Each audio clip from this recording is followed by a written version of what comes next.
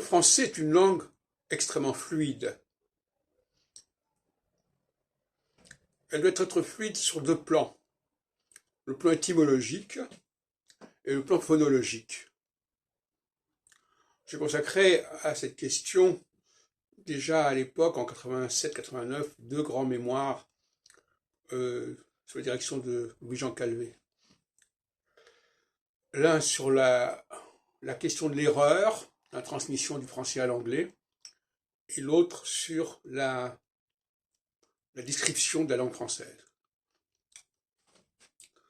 Je suis revenu récemment à ces questions en ajoutant d'autres paramètres. Alors, l'étymologie, une langue qui a une fluidité étymologique, ça veut dire une langue où les mots appartiennent à un nombre limité de racines, en fait. Ça s'oppose aux langues synonymiques, où les mots viennent de racines diverses. J'ai déjà parlé de ces questions-là. L'anglais, par exemple, est une langue extrêmement synonymique, où on ne peut pas rester avec la même racine, même pour des mots qui appartiennent au même champ sémantique. Comme par exemple, la vie, c'est life, mais c'est l'adjectif vital, par exemple. Bon, ben, c'est bizarre. En français, c'est la vie et vital. Donc, voilà un exemple parmi cent autres. Alors, l'autre aspect que je voudrais développer là maintenant, c'est la dimension phonologique. Alors, la phonologie, c'est la science qui étudie la façon dont les gens se comprennent et quelles sont les distinctions qu'ils mettent en avant pour distinguer, pour marquer ce qu'ils ont à marquer. Le français est une langue qui a une phonologie extrêmement sophistiquée. Par exemple, pour passer du masculin au féminin, ou du féminin au masculin, eh bien, il y a des changements phonologiques majeurs qu'on ne trouve dans aucune autre langue, en fait.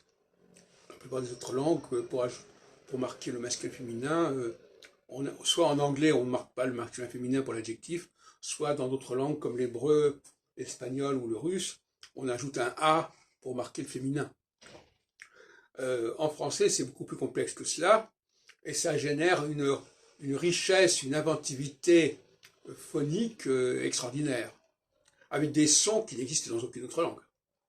Donc la phonologie française est une phonologie extrêmement créative. Donc voilà les deux particularités du français, qui sont des difficultés aussi, parce que le jeu phonologique est un jeu qui n'est pas facile à appréhender pour un étranger.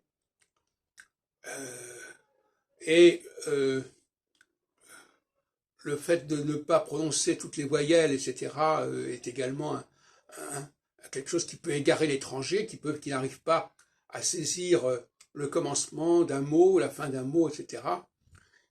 Voilà, donc c'est une langue qui est d'une grande fluidité, la langue française, et l'étranger est celui qui ne capte pas cette fluidité, qui ne la capte pas parce qu'il ne l'aperçoit pas, mais en même temps, il ne l'incarne pas non plus, hein, il ne la respecte pas non plus.